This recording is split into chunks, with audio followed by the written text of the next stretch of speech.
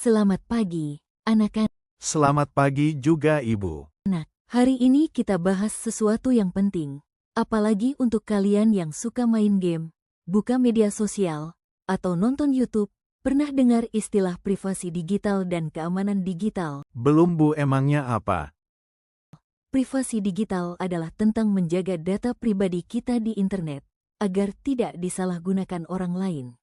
Keamanan digital adalah bagaimana kita melindungi akun dan perangkat agar tidak diretas atau dicuri orang. Jadi itu perbedaannya ya Bu tentang privasi digital dan keamanan digital? Iya betul, nanti juga ada contohnya. Coba pikirkan, apa saja data pribadi kita? Ini contohnya, nama lengkap, tanggal lahir, alamat rumah, nomor HP, email, foto diri, nama sekolah, kata sandi. Semua itu tidak boleh sembarangan dibagikan, apalagi di internet. Bu, aku pernah main game online, terus ada orang yang minta foto dan nanya nama lengkapku. Tapi aku jawab aja, soalnya dia kelihatan baik. Nah, Dani, itulah yang berbahaya. Orang asing di internet bisa pura-pura baik untuk dapat informasi kamu. Mereka bisa menyamar jadi temanmu, lalu menyalahgunakan data itu. Kalau kamu kasih nama, bisa ditebak tanggal lahir. Kalau kamu kirim foto, mereka bisa pakai untuk hal buruk. Jadi, jangan pernah kirim data pribadi ke orang asing, ya. Wah, aku nggak tahu itu bisa bahaya, Bu. Aku kira cuma ngobrol biasa. Bu, aku sering posting foto di Instagram. Kadang pakai seragam sekolah dan pakai tag lokasi. Itu juga nggak boleh ya. Betul sekali, Lia. Kalau kamu posting dengan seragam dan tag lokasi, orang asing bisa tahu kamu sekolah di mana. Itu bisa digunakan untuk melacak kamu atau bahkan menculik informasi dari akunmu. Wah, aku harus lebih hati-hati berarti. Aku pikir selama nggak ada alamat lengkap, itu aman. Kalau bisa, jangan pernah cantumkan lokasi atau foto yang menunjukkan tempat kamu sering berada. Supaya kita aman di dunia digital, lakukan ini, ya. Ya Bu, saya akan lebih berhati-hati. Ayo latihan. Bayangkan kamu dapat pesan seperti ini. Hai, aku fans kamu. Kirim dong alamat rumah kamu. Mau kirim hadiah. Kalian jawab apa? Langsung aku blok aja orangnya, Bu. Aku lapor ke orang tua atau guru. Bagus. Kalian sudah tahu caranya. Internet memang seru, tapi kita harus waspada. Ingat, anak-anak, dunia digital itu luas, dan tidak semua orang di dalamnya bisa dipercaya. Jadi, jaga data pribadimu, lindungi akunmu, dan pikirkan dulu sebelum membagikan sesuatu di internet. Mulai sekarang aku nggak mau sembarangan kasih info lagi. Aku juga mau hapus beberapa postinganku dan atur ulang akunku supaya lebih aman. Bagus sekali, kalian sudah menjadi anak-anak cerdas digital. Yuk kita ulang sebentar. Dani, bisa sebutkan lagi apa itu privasi digital? Privasi digital itu menjaga data pribadi supaya nggak disalahgunakan orang di internet. Bagus. Sekarang Lia, apa itu keamanan digital? Keamanan digital itu menjaga akun dan perangkat kita dari ancaman seperti peretasan atau penipuan. Tepat. Sekarang siapa ingat 3 hal penting yang harus dilakukan supaya aman di internet? Jangan bagikan informasi pribadi. Pakai kata sandi kuat dan aktifkan verifikasi 2 langkah. Hebat, kalian sudah paham, dan itu yang terpenting. Mulai hari ini, mari kita jadi anak-anak yang cerdas digital. Sebelum posting, pikirkan dulu. Kalau ragu, tanya orang dewasa. Kalau ada yang mencurigakan, lapor, jangan diam. Kalian juga bisa bantu teman, adik, atau bahkan orang tua untuk lebih aman saat online. Di dunia nyata, kita kunci rumah agar aman. Di dunia digital, kita juga harus mengunci data pribadi kita. Berarti password itu kayak kunci rumah kita ya, Bu? Dan jangan sembarangan kasih duplikat kuncinya ke orang asing. Tepat sekali, dengan menjaga privasi dan keamanan digital, kita sedang menjaga masa depan kita juga. Dan ingat, jaga data, jaga diri, dan jadilah pengguna internet yang bijak.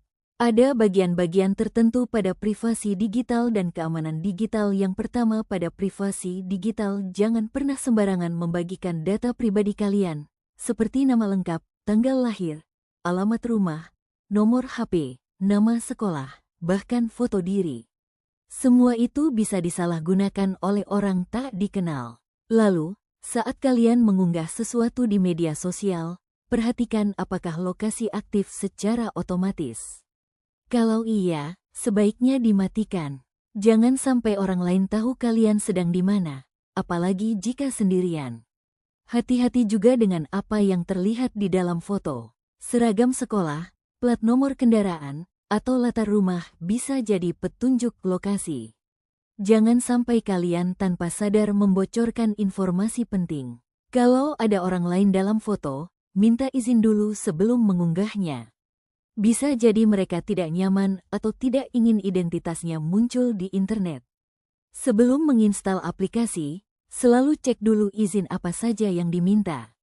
Aplikasi kalkulator tidak perlu tahu lokasi kalian, dan aplikasi game tidak perlu akses ke mikrofon. Kalau ada yang mencurigakan, lebih baik batalkan. Jangan sembarangan mengisi formulir online. Banyak penipuan yang menyamar lewat kuis, undian, atau game. Kalau ragu, tanya pada guru atau orang tua dulu.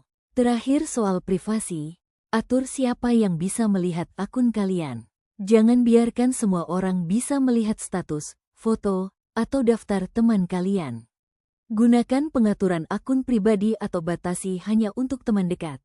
Yang kedua, pada keamanan digital, kalian harus mulai membiasakan diri menggunakan kata sandi yang kuat. Gunakan kombinasi huruf besar, huruf kecil, angka, dan simbol. Jangan pakai nama sendiri, nama teman, atau tanggal lahir. Kalau bisa, aktifkan verifikasi 2 langkah di akun penting seperti email, media sosial, dan aplikasi belajar. Jadi kalau ada yang berusaha masuk, mereka tetap perlu kode tambahan yang hanya kalian punya. Jangan asal pakai wifi publik, apalagi untuk membuka akun penting. Banyak wifi gratisan yang tidak aman dan bisa disadap. Kalau terpaksa, jangan masukkan data pribadi dan matikan sambungan otomatis ke jaringan asing. Waspadai pesan-pesan penipuan yang meminta kalian klik link tertentu. Kalau ada pesan yang bilang kalian menang hadiah atau akun kalian akan dihapus, jangan langsung percaya. Periksa baik-baik alamat pengirim dan situsnya. Kalian juga harus rutin memperbarui aplikasi dan sistem HP atau laptop. Update itu penting karena bisa menutup celah keamanan yang bisa dimanfaatkan oleh hacker. Dan satu lagi, jangan sembarangan mengunduh file, apalagi dari situs yang tidak dikenal. Bisa-bisa filenya berisi virus atau malware yang merusak perangkat dan mencuri data kalian. Kalau kalian pakai komputer umum, seperti di warnet atau sekolah, jangan lupa logout setelah selesai. Jangan sampai akun kalian dipakai orang lain tanpa sepengetahuan kalian. Anak-anak, ada satu hal lagi yang sangat penting kalian pahami dalam menjaga privasi dan keamanan digital, yaitu tentang hacker. Ada yang tahu apa itu hacker? Itu kayak orang jahat yang ngebobol akun orang, Bu. Benar, Dani. Tapi Ibu jelaskan lebih lengkap.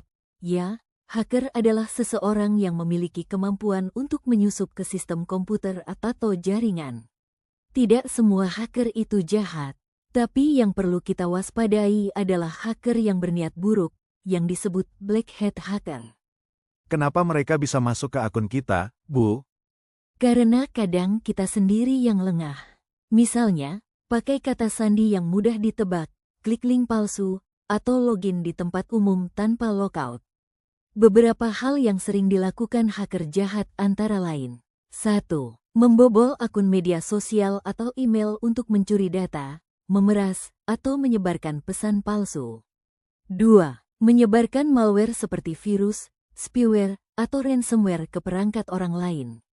3. Melakukan pencurian identitas digital dengan memanfaatkan data pribadi seperti NIK, nomor HP, dan tanggal lahir. 4. Meretas sistem pembayaran atau akun game online untuk mencuri saldo, koin, atau data kartu. Ini cara-cara yang sering digunakan hacker untuk menjebak kalian. Phishing, kirim email atau pesan dengan link palsu yang mirip situs asli. Contoh, halaman palsu mirip WhatsApp atau Google, Keylogger, menyusupkan program untuk merekam apa yang kalian ketik, termasuk sandi. Pakai Wi-Fi, menyediakan jaringan Wi-Fi gratis yang sebenarnya jebakan. Aplikasi palsu, menyamar sebagai game atau aplikasi populer, padahal berisi virus. Makanya penting banget kita jaga keamanan digital. Caranya, 1. Gunakan kata sandi yang kuat dan beda-beda untuk tiap akun.